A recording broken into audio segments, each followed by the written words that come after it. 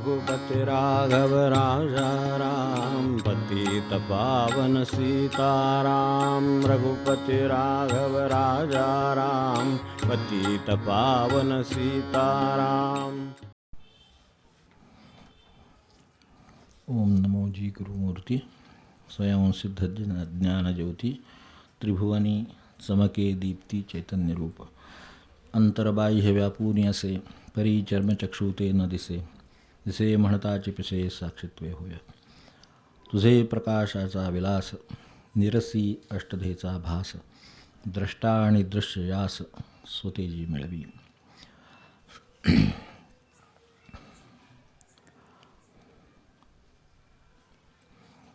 हे कळायला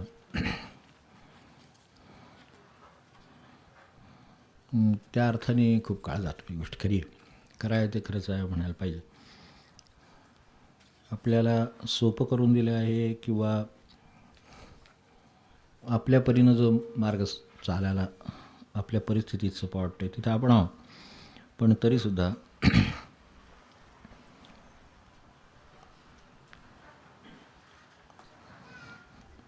कोणासीही न वाटती वाकडे, ऐसे शब्द बोलावे रोकडे, साधन करावे गाढे, जनासीही रिझवावे। वृत्ती असावी कल्पनारहित, सदा रहावे ध्यानस्थ, देहभाव त्यजोनी सतत, मन रामी रंगवावे। आता देहभाव त्यजोनी सतत याची उलगडा इकडे निरसी अष्टधेचा भासमध्ये आहे। ते गेलं तर हा देहभावाचा जो विषय कायम एका बाजूने सुखात आणि एका बाजूने दुःखात टाकणार आहे, तो आपल्याला निराश त्याचा करता येईलच। किंबहुना तो सुखदुःखात टाकतो, तो भावच सुखदुःखात टाकतो। आपण खरं तर त्या अर्थाने त्याला काही बांधील नाही। अंतरीचा गुरुदत्त गवसता काय नाही, म्हणजे ते आपल्याला सापडावं, मूळ स्वरूप सापडावं। सगळ्या साधनांचं नामाचं सगळ्याचं परिवर्तन शेवटी काय होत असेल तर तिथं होतं। तर आणि त्यासाठी लागणारा काळ आहे, त्याच्याबद्दल थोडी अस्वस्थता आहे। हे होतं आहे बरोबर आहे, यांचं प्रत्यक्ष झालं हेही बरोबर आहे, पण ते आपल्याला कधी मिळायचं, आपल्याला कधी आपलं कधी होणार, हा मोठा प्रश्न पडलेला आहे।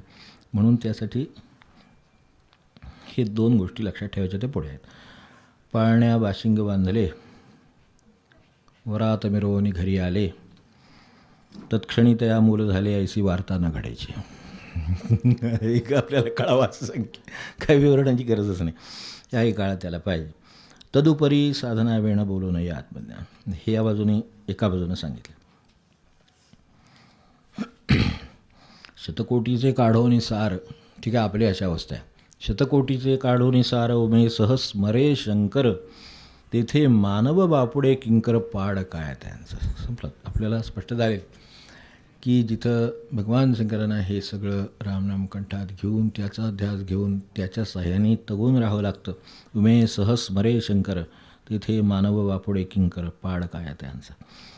किंवा हे सगळं एवढा काळ घेणार आहे, एवढे लोक करणारे आहेत, आणि खरं काय व्हायला हवं आहे ते पण आहे। स्वप्नी बैसला नृपासनी, जागृती भिक्षा तुझे दिनी। त्यामुळं त्याच्यात कधीतरी असं जर वाटायला आलं तर नाटकातलं राज्यपद आहे समजावून वापरवून सोडून द्यावं, कारण ते जाणारच आहे, सोडून द्यायला सुद्धा अलीकडे लागत नाही, बाकीचे खुर्ची काढून घ्या। तसं आहे ते, तर घरात सुद्धा काहीतरी अशा प्रसंगाने असते तुमच्या हातात सत्ता, पण नाही कोण ऐकत, काय नाही त्या दिवशी नाही म्हणायचं आपल्याला नाटकात राजाचं काम नाही, संपलं। आता एखाद दिवशी असं पण येतं की नाटकात काम असतं, मग ते करायला पाहिजे, कारण स्वप्नी बैसला नृपासनी, स्वप्नी का असे ना, आपण बैसला ना नृपासनी जाऊ दे। आपल्याला एखाद्या वेळेला विचार येतात असं करूया तसं करूया तसं करूया का, तुम्हाला काय वाटते तसं करूया, ठीक आहे, आज आपण नृपासनी असं समजावून आजचा दिवस घालवा, कारण शेवटी आज त्यांनी बसवले आहे तर नृपासनी बसावं। एरवी कोण विचारत नाहीच आहे आपल्याला, कधीतरी नाटकात काम मिळतं। आता नाटकच कुठे आधी मुळात होते बाहेर, नाही का, त्या मानानं कधीतरी होणार, त्यात कधीतरी आपल्याला राज्यपद मिळणार, मग राज्य असल्यासारखं वागावं। त्या दिवशी महाराजांना आनंद आहे की ह्याला असं दिलं तरी राजासारखा वागतोय, आणि दुसऱ्या दिवशी भिक्षा आहेच तर भिक्षा तुझे दिनी, तसं काही तसं नाही। दुसऱ्या दिवशी काय असेल तो वेळ तो गेला की भिक्षा तुझे दिनी, एवढं जरा करता का, एवढं जरा देता का, एवढं काय कराल का, हे सगळं आहे दुसऱ्या दिवशी। हे लक्षात ठेवून राज्यपदावर बसून आहे जे असेल ते काम करावं। राज्यपद गेलं तर दुसऱ्या दिवशी भिक्षा तुझे दिनी, दोन्ही त्याला समान असावेत, असं झालं म्हणजे साधन झालं। तर आता हे मेळ काय घालतायत ते, आपण एकदा राजा तर होणार नाही तर हे तर होणार, भिक्षा मागायला कोण तयार होणारच नाही, मुळात राजाच व्हायला तयार होणार. त्यामुळं त्याची अपेक्षा अशी आहे की सगळ्यांनी तसं ऐकावं. तसं कसं ऐकणार, इतकी माणसं, इतके प्रकार, इतके प्रसंग, त्यामध्ये अनुभव, पुन्हा बाहेरचे अपेक्षा, हे सगळं त्यात आहे. त्यामुळं आता आपल्याला जे त्या दिवशी जे येईल ते वाटायला, ती आपली भूमिका, ती त्या दिवशी करावं अशी त्यांची इच्छा आहे, म्हणून बोलावं, नाही तर गप्प बसावं. त्या दिवशी काय इच्छा आहे, त्या प्रसंगात काय इच्छा आहे, विचारलं आहे का तर बोलावं, नाही विचारलं तर बोलू नये. कारण न विचारलेलं असताना बोललं ते बोलणं वाया जातं, त्या माणसाला परत त्रास होतो, तो आपल्याच मागं लागणार, तो आपण जेवढं बोलू त्याच्या दुप्पट चौपट तो आपल्याला बोलणार. त्यापेक्षा आपणच बोलू नये, आज काय बोलायचा दिवस नाही, नाही बोला, हे शक्य आहे. फक्त हे समजून घेतलं तर असं होतं. आता कधीतरी राज्यावर कधीतरी हे अशी अवस्था आहे, म्हणून त्यांचं म्हणणं आहे की आपण हे सगळं कळायला देण्यात जाणारा वेळ द्यावा. दरम्यानच्या काळात आपली स्थिती कशी असते ती ओळखून असावं. ओळखून असलं म्हणजे माणसाला त्रास होत नाही. तो स्वतःला काहीतरी समजत असला म्हणजे त्रास होतो. अडचण तिथं आहे. माझी काही कुवत नाही, तर घर बांधायचं तुम्ही एकटा बांधणार आहे का, नाही बांधायचं आहे बरोबर, पण याला सांग, त्याला सांग, त्याला सांग, कुठं पैशासाठी, कुठं ह्याच्यासाठी, कुठं परवानगी दे, अमुक तर मग असंख्य गोष्टी त्याच्या मागे आहेत. त्या सगळ्यांच्याकडे जावं लागणार, ते करावं लागणार, हे गृहीत धरूनच चाललं पाहिजे. असं काही आपल्या हातात नाही. हा साधा प्रपंच आहे, आपलं मूल आहे, आपल्याला ऐकेलं असं नाही. लहान मुलं नाही ऐकत, रडणारं मूल घेऊन हिंडत राहावं लागतं की नाही, लागतं. आता एवढंच आहे खरं म्हणजे, ते नका एवढं आहे. मी तुम्ही असाल 50चे, पण ते जे काय करते तेव्हा ऐकणं भाग आहे, काही दुसरं काय पर्याय नाही. नातवंड असू दे, काय असू दे, जे काय असेल ते त्यावेळेला तुम्हाला करावंच लागेल. मग हे जर असं आहे तर मुलगा काय, नातवंड काय, आणि बाकीचे नातेवाईक, आता नातेवाईक आपलं ऐकणार असली काहीतरी समजुतीत राहूच नाही ना, ते नातेवाईकच आहेत. तर हे वाईक वगैरे जसे शब्द आहेत तसेच तो आहे शब्द, असं लक्षात ठेवावं. त्यातल्या हे बरं, धंदेवाईक असण्यापेक्षा नातेवाईक, तरेवाईक असं असलेलं बरं. धंदेवाईक म्हणजे आणखीनच नुकसान करतो, त्यापेक्षा हे आपलं तरेवाईक असं. तरेवाईक आता नातेवाईक म्हटल्यानंतर तरेवाईक असणार, तर ते गृहीतच धरलेलं आहे. आता एखाद दिवशी अगदी सरळ साधं वागले, काय झालं चौकशी केली, आले, आपल्या मनाप्रमाणे आले, आपल्या मनाप्रमाणे गेले, त्यांच्या मनाप्रमाणे त्यांच्या मनाप्रमाणे गेले, असं झालं नाही म्हणजे मग ते बरं आहे. आपल्या मनाप्रमाणे आले म्हणजे बरं, आपल्या मनाप्रमाणे गेले म्हणजे बरं. शब्दाला 2 शब्द विचारले, आपल्याला चौकशी केली, काय असेल ते केलं, एवढं केलं म्हणजे बरं. पण हे असं झालं तर ठीक, नाही झालं तर आपल्या हातात नाही. ते ओळखून असलं म्हणजे आपलं त्यांना सामोरं जाता येतं. आणि त्या दिवशी काही बघ त्रासाचा विषय उरत नाही. त्रासाचा विषय काय, मनाविरुद्ध होणं, हे सगळे त्रासाचेच विषय आहेत. मनाविरुद्ध होणं, पुढची काळजी वाटणं, अमकं तमकं, हेच विषय. मग आता त्याच्यात आपण ओळखू असं की असं होतं आणि तसं होणारच, हे एकदा मान्य केलं मग काय नाही, मग हे आहे ठीक आहे. आणि ते बरोबर त्या त्या जागी त्या पोस्टवर जशी माणसं नेमतात ना, तशी आपलं प्रारब्ध बघून आपली माणसं नेमलेली असते सगळी. बघितलं त्या त्या पोस्टवर तो नवरा असेल तर बायको, बायकोच्या दे, तिकडे त्याच्यात मुलं, तिकडे काय कोण सासरी गेलं तर ते सासरे सगळे अगदी बरोबर अपॉइंटमेंट लेटर दिलं तर की सगळी ज्या त्या जागी बसले, अजिबात कोण हलायला तयार नाही, बदलायला तयार नाही. काय करणार, आता आपणच बदलून घ्यावं झाले. हे त्यांच्या माझी जशी काही नियुक्ती जगामध्ये झाली आहे कुठल्या तरी ठिकाणी, ते इतरांना पण अपॉइंटमेंटच वाटत असणार ना, हे माझ्या वाटायला आलं असं ती म्हणत नसणार, मनातले मनात पण म्हणत असणार की नाही, तर ते म्हणतच असणार. तर हे त्यांच्या काय मनासारखं आहे का, पण तरीसुद्धा त्या अपॉइंटमेंट्स आहेत, प्रत्येकाच्या वरून होतात, त्यानुसार ती पोस्ट त्या हजर होतात. आपल्याला ऑफिसमध्ये आल्यावर कळतं, अरे हे आले का, बरं ठीक आहे, आता काय करणार, आता ऑफिसमध्ये आपल्याला माहिती आहे. पण तरीसुद्धा तरी ते आले म्हणल्यावर अपॉइंटमेंट लेटर घेऊन ते हजर झालेत म्हणल्यावर तर तिथं ते काय ट्रान्सफर ऑर्डर असू दे, काय असू दे, ते हजर होणारच. जीवनात सुद्धा अशा ट्रान्सफर ऑर्डर वगैरे असतात, तर तशात म्हणजे नुसतीच अपॉइंटमेंट नसते, तर ट्रान्सफर पण असतात. तर त्या झाल्या की त्या तिथे झाल्या की ते आपल्यावरून सुटलेली ऑर्डर. आता महाराजांना त्यात काहीतरी अभिप्रेत असल्याशिवाय आणि आपल्या नशिबात काही त्या अर्थाचा साठा असल्याशिवाय हे काय होणारच नाही. ते होणार काय, उगाच होणार आहे का कुठून कुठे, काय नाही. मग त्यांना हे माहीत आहे ना, मग त्यांना सांगावं असे असे आज आजार झाले, आता हे माझं असं असं आहे परिस्थिती, त्यात हे येऊन एक दाखल झाले, छान आनंद आहे, त्यांना एक नमस्कार, आणि काय असेल ते आपलं होऊ दे व्यवस्थित, एकदा सगळं पुरं तुमच्या मनासारखं, महाराजांच्या मनासारखं काही ते होऊ दे, त्यासाठी जे मला वागायचं ते वागता येऊ दे, एवढं म्हणावं, नाव घेऊन सुरुवात करावी कामाला. कारण शेवटी असं आहे, ऑफिसमध्ये जशी माणसं बाजूला बसली असतात ती सगळी स्वीकारावीच लागतात. त्यामध्ये वरचे साहेब असतील, नाही तर खालचे कोणी असतील किंवा बाजूचे बरोबरीचे असतील, सगळे स्वीकारायचे आहे तसे. ह्याला उचला त्याला उचला ते चालणार नाही. त्यांचं म्हणणं आहे हे सगळे घेऊन तुम्हाला हे चालवायचं आहे, असं ऑफिसमध्ये घडतं की नाही. तर तसं आहे. आणि ह्याच्यात काही फार मोठा अपवाद आहे असं नाही. आपल्याला काही वाटतं की ऑफिसमध्ये असं आहे म्हणून ते आपल्या वाटायला, कारण आपण नोकरीत आहोत, मालकीत काय आहे त्याच्यापेक्षा वेगळं सुख ठेवलं आहे अशी काही कल्पना आहे. मालकीमध्ये नोकर आपण नेमलेला असलं तरी काय उद्योग करेल हे आपल्याला सांगता येत नाही. 24 तास कोण लक्ष ठेवणार आहे? आणि त्याच्या आल्यावर त्याच्या बाहेरून जे काय दिसलं तसंच त्याचं स्वरूप असेल असं कसं सांगता येईल? आपल्याला ते नाही कळत. मग जे आलं आहे ते जास्तीत जास्त काय होईल? आपल्याला झेपलं नाही का आपण येऊ नका म्हणून, याच्यापेक्षा काय आपल्या हातात नाही. पण तू येऊ नका म्हणलं त्रास आपल्याला दुसऱ्या दिवशीपासून आपल्याला उभं राहावं लागेल. का वाढणार? माणूस गेला म्हटल्यानंतर का वाढणार? ते कोण निस्तरणार? मग आपणच निस्तरणार. म्हणजे त्यापेक्षा हा थोडासा त्रास देऊन का होईना पण बरा राहतोय असं म्हणायचं. त्याची दुसऱ्याची तुलना करतात त्याच्यापेक्षा हा बरा आहे असं म्हणावं लागतं ना. शेवटी मालकाला सुद्धा म्हणावं लागतं, जाऊ दे माझ्या मनावर होते पण जाऊ दे. हे 2 गोष्टी बोलतो, काहीतरी गिऱ्हाईक घालवतो, एखादं होतं तसं. पण झालं तरी उरलेलं सगळं सांभाळतो, हिशेब व्यवस्थित असतो, विश्वासू आहे असं मानून शेवटी आपण पुढे जातो. ते ज्याला पुढे जायचं जमलं त्याला जमलं. मग आता हे जे काय आहे हे स्वरूप असं आहे. आता काय झालं ते मालकाचं जसं झालं आहे त्या नोकराचंही तसं झालं आहे.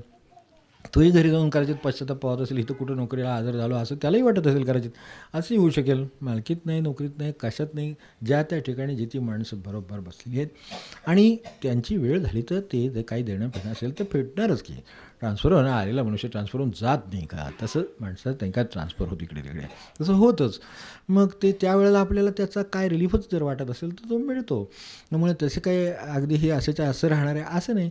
ज्याचा त्याचा जेवढा संबंध आहे तेवढं राहणार. आता हे कशाच्या प्रकाशात आपल्याला दिसलं? ती गुरुमूर्ती. कारण हे कोणीतरी हे सांगावं लागतं. जसं ते उजाडल्यावर बाहेर रात्री जाताना पालापाचोळ्याचा आवाज येत होता, तिथं फक्त पालापाचोळच होता. जेव्हा प्रकाश पडतं तेव्हा कळतं की आपण पाय टाकला काहीतरी सळसळ्यावर काही झालेली सळसळ्याने काय नाही. वाजे पाऊलं आपुले आहे ना. आणि कोण मागं आले, कोण मागं येत नाही. आपलंच पाऊल असतं त्यानं जे काय जे पाचोळा काय असेल ते जे काय आवाज आलेला असतो तो कुठून आला. रात्रीची वेळ असली म्हणजे असं होतं. उशिरा रात्री किंवा ह्याच्यात माणसाला असं एकदम वाटतं, अरे कोण कोण काय झालं असं कोण नको जायला तिकडं. सकाळी उजाडल्यावर बघितलं काय नाही, पाचोळा होता पडलेला. त्याचं काय वाऱ्यानंसुद्धा हल्ला तरी आवाज येतो. आपण तेवढीच चाललो म्हटल्यानंतर काहीतरी होणारच. त्याचं उलटं पाला असेल तर मग उडून जाईल बिचारा, वाऱ्यानं उडून तरी नेईल. तर मीच त्याचं नुकसान केलं, तो माझं काही करीत नाही. पण हे करायला सूर्याचा प्रकाश पडावा लागतो तेव्हा हे होईल. तेव्हा त्याचा प्रकाश पडला की वस्तू स्पष्ट दिसते. तसे हे नमोजी गुरुमूर्ती स्वयंसिद्ध ज्ञानज्योती. तर त्यानं जे माहीत आहे हे काय स्वरूप आहे ते कळावं. स्वयंसिद्ध ज्ञानज्योती त्रिभुवनी चमके दीप्ती ती अंतर्बाह्य व्यापूनच आहे. तर तुझे प्रकाशाचा विलास. गुरुच्या प्रकाशाचा विलास एकदा सुरू झाला की काय नाही, सगळ्या वस्तूंचं स्पष्ट स्वरूप दिसतं. सगळ्या घटनांचे अर्थ बरोबर लागतात, गोंधळ होत नाहीत. ते झालं आहे ते बरोबर झालेलं आहे. त्यामुळे माझंही काही कल्याण झालं आहे. फक्त कल्याण झालं हे कळायला आपल्याला थोडा वेळ लागतो, त्यांना आधीच कळलेलं असतं. त्यामुळं ते त्याप्रमाणे शांत राहतात. तसं त्यांच्याकडनं काही गडबड गोंधळ काही नसते. जे आहे ते बरोबर आहे. काहीतरी माझं काहीतरी आहेच अजूनही. तर त्यातून मला अनेक वेळेला आपल्याला यशानं जेवढ्या सावधता दिली नसेल तेवढे अपयश सावधानता देतं. जेवढं मनासारखं माणूस वागला तर सावधानता येत नाही, तेवढं मनाविरुद्ध वागला म्हणजे येते. अरे महाराज असं म्हणायची तरी वेळ येते ना कुठेतरी की तुमची इच्छा आहे म्हणून हे असं आहे, ठीक आहे हरकत नाही. मग त्याला सामोरं जाणं सोपं पडतं. आता हे सोपं पडायला सामोरं जायला त्याच्यामागून काहीतरी कळलं म्हणून ना. कळणं म्हणजे ज्ञान.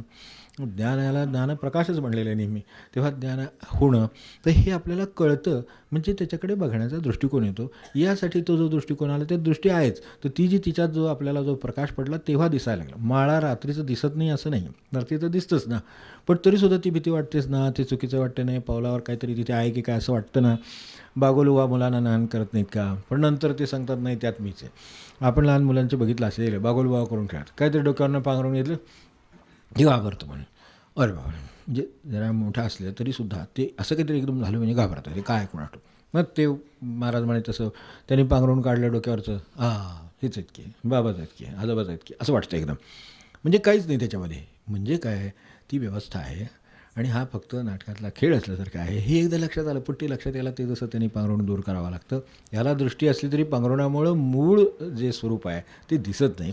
मग आता ते दिसल्याबरोबर व्यवहाराच्या पातळीवर जसं आपलाच माणूस आहे, आपलेच कोणीतरी आई वडील आहेत हे लक्षात आलं की जशी त्याची भीती नसते पण बागुलबुवाची मात्र असते, तशी ही जगामध्ये बागुलबुवाचीच भीती जास्त आहे. भीतीनं भरलेलं जग आहे हे बरोबर आहे. भय व्यापले सर्व ब्रह्मांड आहे खरं आहे. पण ते ह्या बागुलबुवाच्या भीतीनं व्यापलं आहे कारण तिथे अंधार आहे. अंधार हा आहे हा अज्ञानाचा आहे आणि अज्ञानामुळं ते आपल्याला म्हणून आपणही धडपडतो तेवढं की हे ज्ञान घेत असावं, त्यांना काय म्हणायचं ते समजून घेत असावं. मग त्याची वाट कुठून बसते तर ती ओम नमोजी गुरुमूर्ती. तुझे प्रकाशाचा विलास निरसी अष्टधेचा भास द्रष्टा आणि दृश्य यास स्वतेजी मिळवी. थोडक्यात त्याच्याबद्दल असं म्हणता येईल की आपण ज्याचे बनलेले आहोत तर ती पंचमहाभूत. बरोबर, कला गेल्या वेळेला सुरुवात केली पंचमहाभूत आणि पुढे मन बुद्धी अहंकार. ठीक. तर ही जी काय अष्टधा प्रकृती आहे ती आधी मुळात लक्षात घ्यावी की बाबा असं तऱ्हेचं हे एक कॉम्बिनेशन आहे सगळं. असं एकरस वस्तू कुठलीच नाही यातली. माझ्यामध्ये फक्त पाणी आहे असं नाही. माझ्यामध्ये भूमी आहे, माझ्यामध्ये सगळी बाकीच्या गोष्टी पण माझ्यामध्ये आहेतच. अग्नी माझ्यामध्ये आहेच, वारा माझ्यामध्ये आहेच, पोकळी माझ्यामध्ये आहे, सगळं आकाशापासून सगळं माझ्यामध्ये आहे. आता ह्या मिश्रणासह दुसऱ्या एका मिश्रणाशी आपला संबंध येणार आहे, बाकी काय नाही. माणसं आली म्हणलं ना, ती आपण म्हणून ती माणसंच आली ना, पण त्यांच्यामध्ये पण हे सगळं आहे. तेव्हा माझ्यामध्ये जे सगळं आहे तसंच त्यांच्यामध्ये आहे. आता असं म्हणता येईल का की माझ्यासारखं सगळं त्यांच्यात असावं? नाही म्हणता येणार. त्यांच्यात कदाचित अग्नी जास्त असेल, कदाचित पाणी जास्त असेल, काहीतरी असणारच ना. मग ते जे काय आहे ते ती समजावून देतात की हे असं आहे.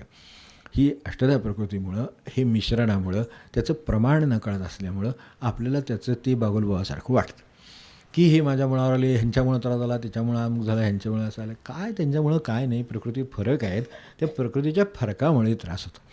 आपल्यात प्रकृतीचं अंतर्गत प्रमाण बिघडलं की आजार होतो ना.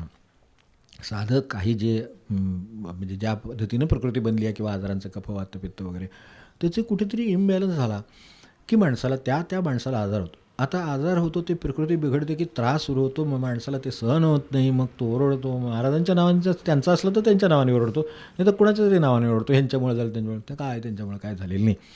आपल्या त्या तत्वाच्या प्रमाणामध्ये बिघाड झाला. बरं असं आहे का की बाबा आता पित्ताचं प्रमाण समजा आहे तर ते माझं जसं आहे तसंच ते नसते. त्याच्यामध्ये फरक आहे, फक्त एवढंच. प्रकृतीप्रमाणे फरक आहे. म्हणजे ही जरी 8 प्रकारची प्रकृती असली तरीसुद्धा, आता अहंकाराचा प्रश्न आहे, कुणाला चुकला नाही, पण तरीसुद्धा एखाद्याला खूप असतो. त्याच्या चालण्यात लक्षात येतं, बसण्यात लक्षात येतं की नाही.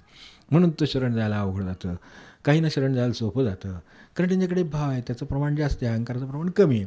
मग हे प्रमाण तो असणार तर असणारच, प्रकृतीत आहेच, पण त्याच्यातलं ते प्रमाण जसं कमी जास्त असतं. मनाचा वावर, अनेकांना खूप कल्पना करत बसायचं, असं होईल का, तसं होईल का, तसं होईल का, काय करणार. मनाचं आधिक्य वाढलं ना प्रमाण, त्यामुळे मग नसलेली संकटंसुद्धा डोक्यामध्ये राहतात. वास्तविक काही संकट नाही आहे, काही रागवण्यासारखं नाही, काही नाही, खेद करण्यासारखं नाही, काही नाही आहे. पण तरीसुद्धा ते आता ती प्रभाव आहे ना, तो जसं कफातला एखादं हे वाढलं, पित्तातलं एखादं वाढलं, तर ते जसं वाढल्यावर होतं तसं हे प्रकृतीच्या भिन्नतेमुळं ते तसं वाढलेलं असतं. त्या क्षणी तो जसा इकडे आजाराने प्रकृतीचा बिघाड व्हावा तसं हे जगामध्ये हे भिन्नता आहे हे लक्षात येत नाही. मग त्यावेळेला असं वाटतं की यात दुसरा जो माणूस आहे, समजा त्याची प्रकृती या अर्थाने व्यवस्थित आहे, आजारी माणसाला आपण नाव ठेवतो का औषध देतो हा विचार करावा. आजारी माणसाला आपण नावं ठेवत नाही, त्याच्यावर औषध देतो किंवा ते शोधतो कुठे आजार आहे, मग त्या आजाराचं काय निदान असेल त्याप्रमाणे त्याला काहीतरी द्यायला पाहिजे. काय जे बिघाड असेल त्यावर जे औषध असेल ते, हे जसं आपण देतो तसं हे एकमेव असं औषध आहे की सगळ्यांना लागू पडणार आहे. आपल्याकडे कैलास जीवनची वगैरे जाहिरात करायची नाही, तसं आहे. आपल्याकडे 72 लोकांवर वगैरे नाही का, आमच्याकडे ते पटवर्धन बुवायचे कोकणामध्ये, त्यावेळेला ते बरोबर कैलास जीवनच्या बाटल्या आणायचे ते, आणि नंतर कीर्तनानंतर ते कैलास जीवन चांगलं होतं. भगवत सेवा करून पुढे होतं ते कीर्तन, फार छान असेल त्यांचं. पण त्याच्यानंतर ते कैलास जीवन, आता ते 72 खरंच आहे. पोटात घ्या, लावा, काय तुम्हाला करायचं करा सगळं. आणि ते बरोबर आहे, एका परीनं ते काय कापूर, काय लोणी, काय असेल ते जे काय मिश्रण होतं ते असं लागू पडतं. तसं अनेक गोष्टींना लागू पडणारी सुद्धा काही औषधं आपल्याकडे असतात. जसं किल्ल्यांना कुलपं वेगवेगळीच असावीत, पण तरीसुद्धा एक मास्टर की तिकडे असते. ऑफिसमध्ये जसं असतं की एक मास्टर की असते, त्याच्यावर सगळं ऑपरेट होऊ शकतं. एक लॅपटॉप असा असतो किंवा एक कनेक्शन असं असतं की जिथे सगळीकडे कनेक्टिव्हिटी त्याला आहे, बाकीच्यांना तेवढी लिमिटेड दिलेलं आहे. ते जसं अथॉरिटीमध्ये जो फरक असतो तशा तऱ्हेचं ह्याच्यामध्ये फरक पडतो, एवढंच. मग आता तसा फरक जगामध्ये असणार आहे.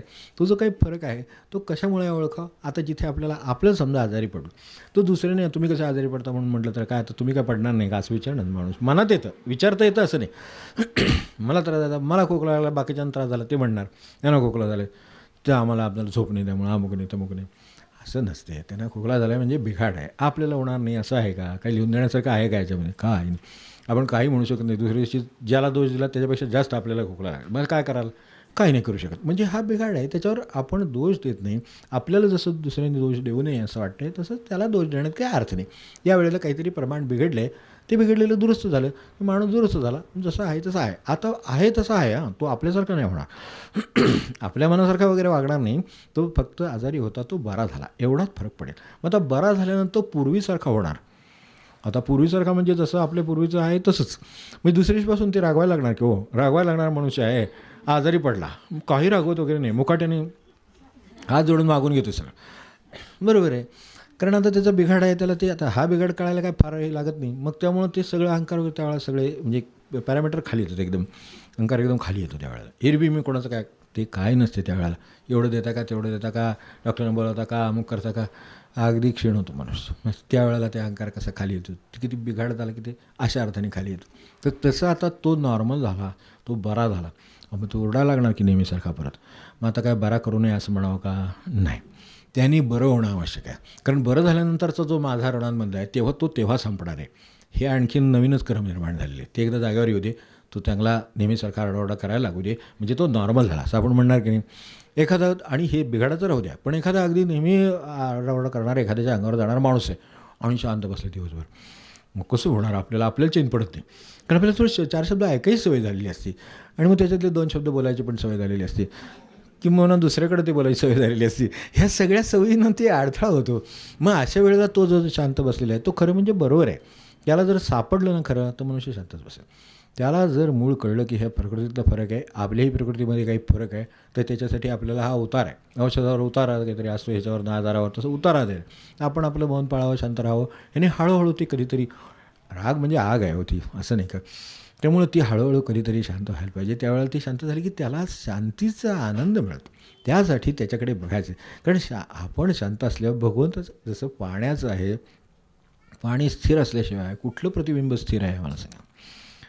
पाण्यात खळबळ आहे तर भगवंताचं नाही, चंद्राचं साधं प्रतिबिंब सूर्याचं सुद्धा सारखं हालत असतं. सूर्यावर काय परिणाम आहे, माझ्याकडचं काय तळं आहे त्याच्यातलं पाणी हलतं आहे, बादली आहे त्याच्यातलं पाणी हलतं आहे, त्यामुळे सूर्य नुसता असा होतो. आता सूर्य असाच होतं का, आमच्या बादलीतला सूर्य तसा होतो.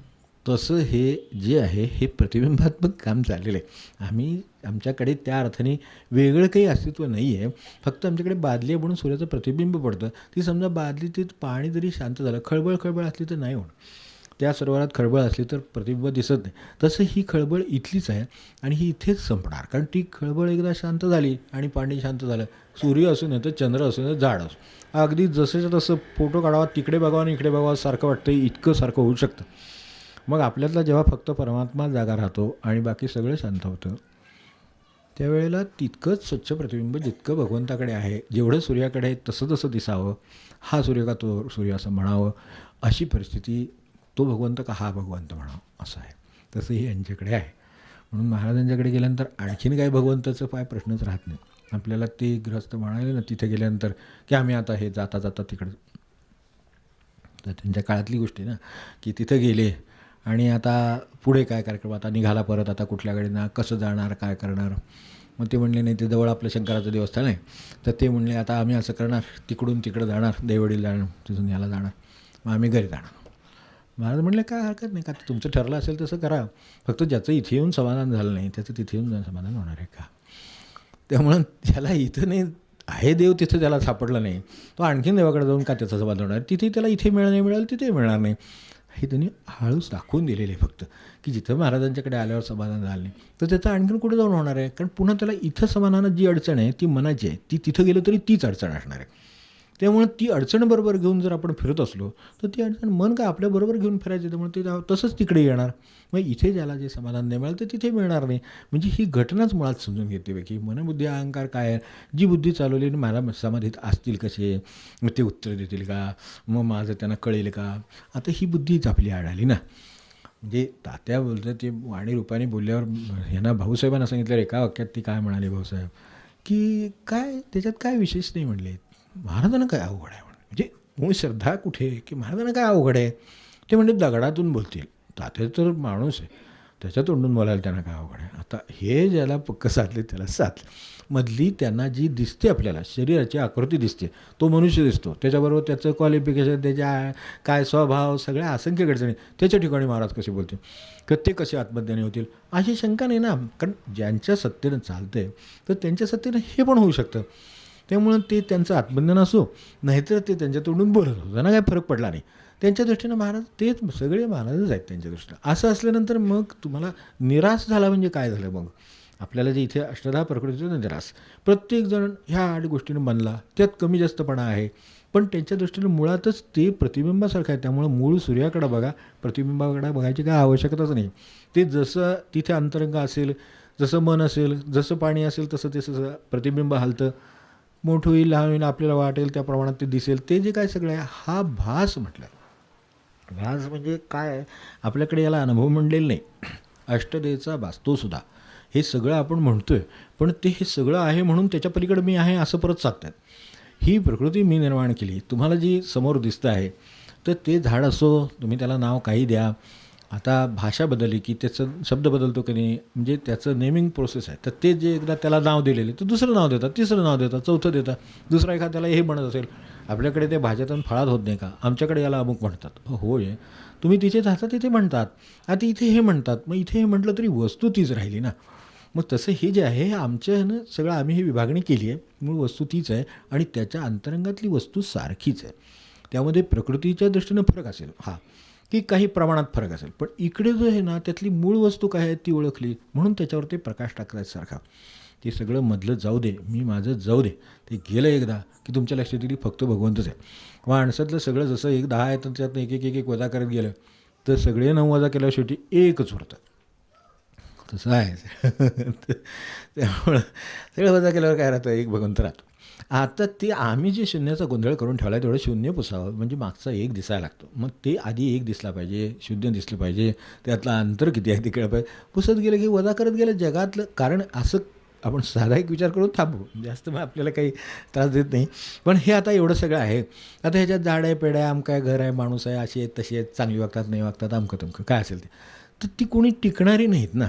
मी माझ्यासमोर अशी किती आलेली माणसं तुम्ही बघितली असेल, तुमच्यासमोर असतील, ही आली ही गेली, ही आली आणि नंतर गेली, अमुक एक काळ झाला की गेली. हे जसं आहे तसं ह्यातलं जे जातं आहे ते वजा करायचं समजा. असं आत्ता आपण त्याला काय अस्तित्वानं घालवायची गरज नाही, झाड काय काढायची गरज नाही. मग ते आपल्या दृष्टीनं ते झाड आहे हे जे आहे ते वजा केलं, कारण ते नाशिवंत आहे, हे नाशिवंत आहे, ते सगळं वजा करत गेलं. वजा केल्यानंतर आता काय राहिलं, तर आता मी वजा करणारा राहिलो. तेवढा एकदा वजा झाला हे काही राहिलं नाही. फक्त भगवत स्वरूपच शिल्लक राहत. त्याला तुम्ही महाराज म्हणा, स्वामी म्हणा, नाही तर आणि काय म्हणा, तर ते जे आहे ते सापड म्हणजे अंतरीचा दत्त आहे तो. ते जे दिलेलं आहे ते प्रत्येकाला भगवत स्वरूप हे दत्त ते त्याला दिलेलं आहे, प्रदान केलेलं स्वरूप आहे. फक्त त्याचं हे सगळ्यात बाकीचे ह्या सगळ्याकडे दत्त आहे, त्याच्याकडे लक्ष आहे. ते प्रारब्धाचं दत्त आहे, समाजाचं दत्त आहे, त्या काळाचं दत्त आहे, त्याच्याकडे लक्ष असतं. तर मी दिलं गेलेलं. पण ते जे दिलं गेलेलं आहे तसंच आज पण काहीतरी दिलं गेलेलं आहे जे शाश्वत आहे. मग त्याच्याकडे त्याचं एकदा लक्ष गेलं की हे सगळं किती त्याला व्हॅल्यू द्यावी, किती त्यामुळं आपण अस्वस्थ व्हावं, कशासाठी किती वेळ द्यावा, हे सगळं बरोबर ठरतं. मग आपला वेळ सगळा आपोआप अनुसंधानाकडे जातो.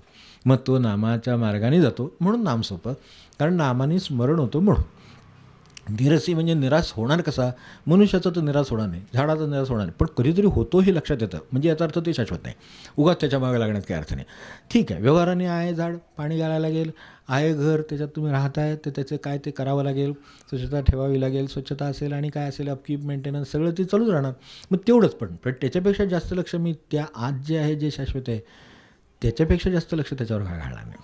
जे माझं काम आहे ते उरकलं आणि आपल्या नामाला गेला असं त्याचं झालं ना, तर त्याचं उरकण्यासारखी कामं आहेत, पण पसरण्यासारखी सवय झालेली असल्यामुळे पसरण्याची कामं मनुष्य पसरत असतो सगळं.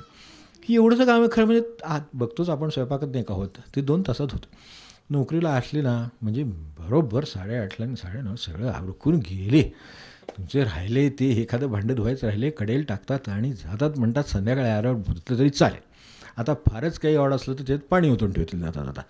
कारण कोण काय करणार नाही, आल्यानंतर आपल्याला धुवायचं, आल्यानंतर गाडी चुकून चालणार नाही. आता अंगठा उठवायचा आहे, पूर्वी सही करायची होती, आता अजून नवीन काय करायला सांगतील काय सांगता येत नाही. आता हाताचा तरी घेता येत, उद्या पायाचं घ्यायला लागेल, मी तिथं बसावं लागेल, काय उभं राहावं लागेल आणि पुढे जावं लागेल, काय इलाज नाही.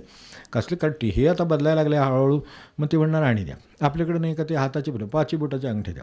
आता 5 बोटाचा हे काय ठसत आहे, तो अंगठ्याचा ठसा परत नाही, 5 बोटाचा लागतो. कारण ती सगळी एकत्र झाल्यावर पुढं हात माणूस आहे का नाही आणि परत कोण असं काहीतरी वाटत असलं पाहिजे. नंतर कशाला सगळी बोटं उठवायला जातील, ती सगळी बोटं उठवतात. ठीक आहे, सगळी बोटं उठवतो म्हणजे तरी माझी खात्री पटली नाही, म्हणजे आज लौकिक खात्री एवढीच आहे. तर ते तसं असलं म्हणजे स्वयंपाक कसा येतो वाटत त्यावेळेला लगेच 2 तासाच होतं. हेच रविवारी 10 वाजले तरी अजून चहा पाणीच चालले.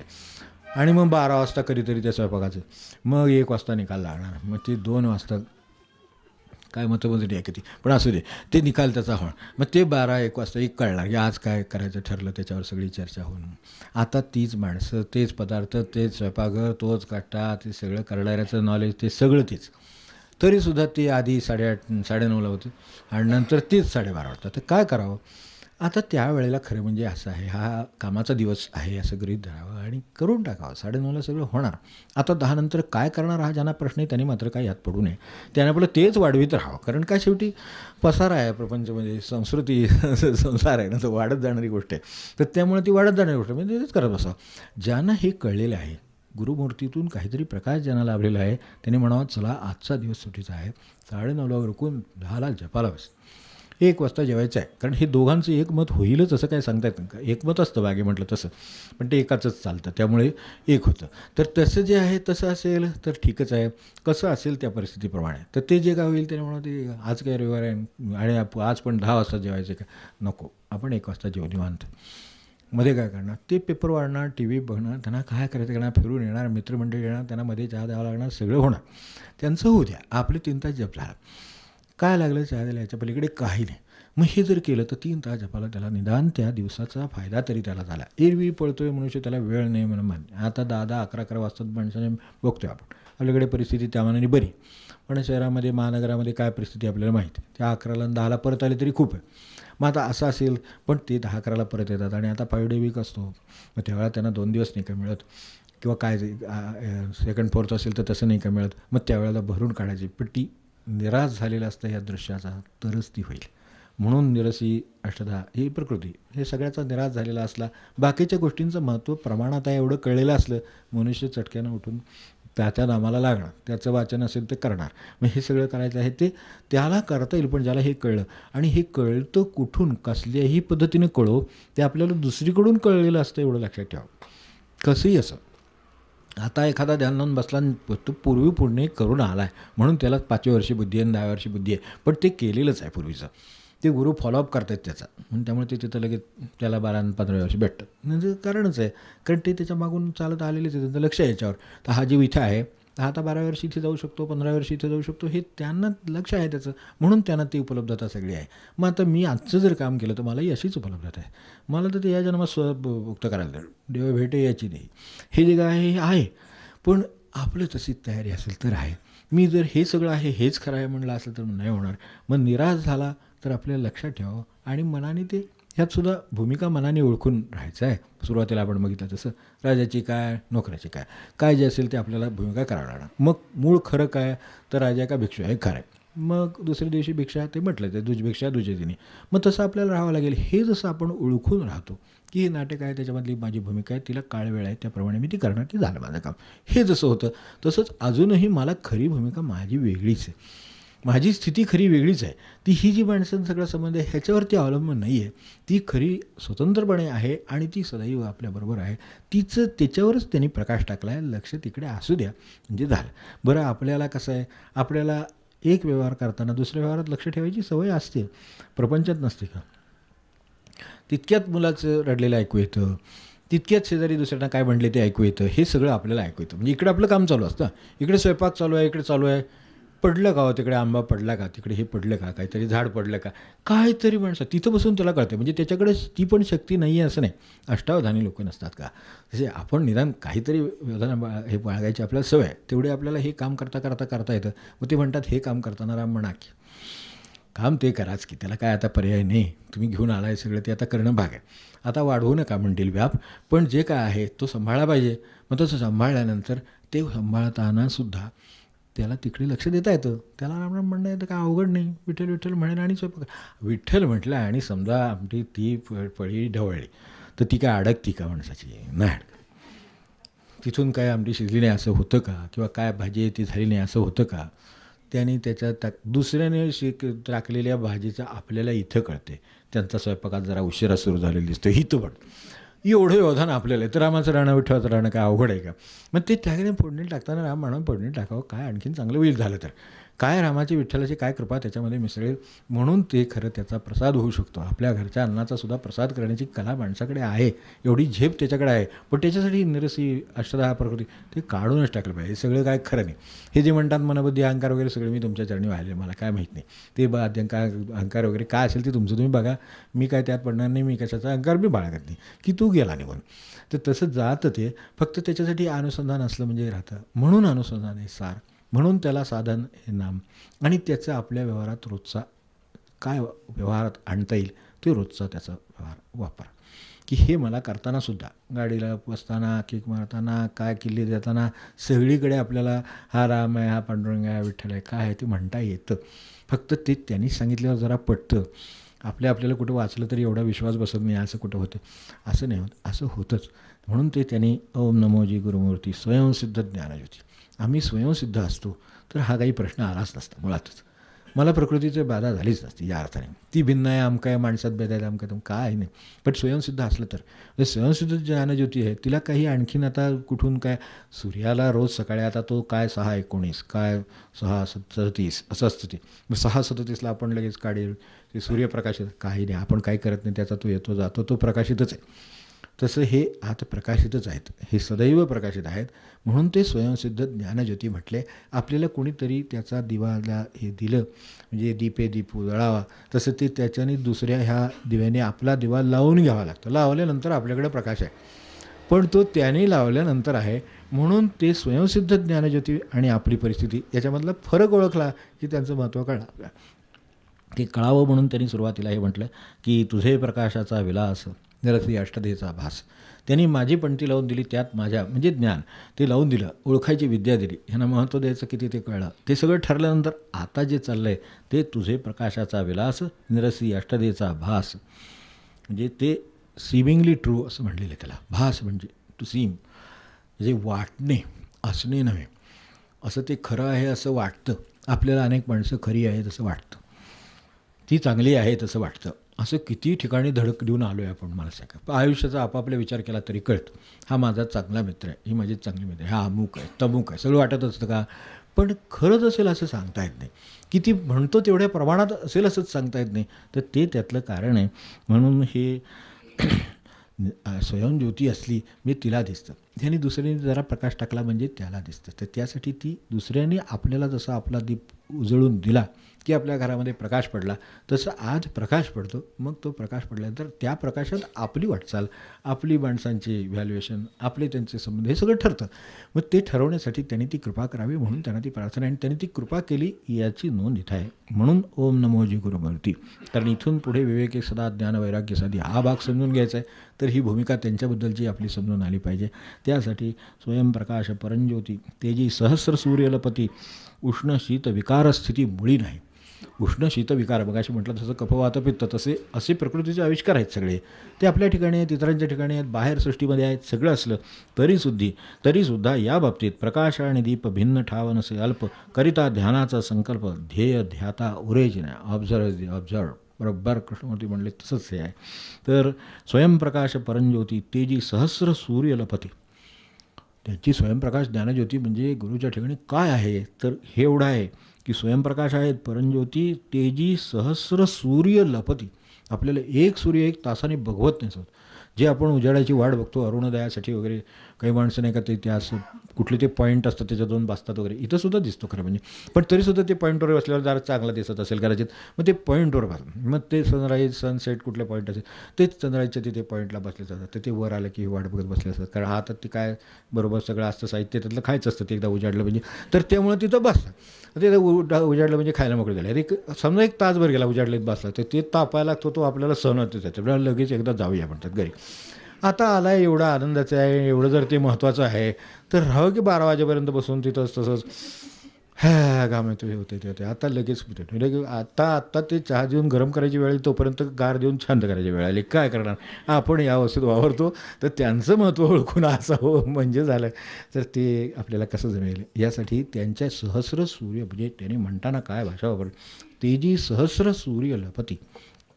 एवढी ती ज्ञानज्योती आहे. तर तिच्यात आपल्या प्रपंचाचं एवढीशी किरकोळ, एवढा मोठा जाळावरती एवढीशी काडी जशी सहज जळून जाते, ती गळलेली पण दिसत नाही. तसं आपल्या प्रपंचातला त्रास कधी निघून गेला हे कळत पण नाही. हे त्याचं कृपा आहे, ती सर्वांना मिळो एवढं म्हणूया.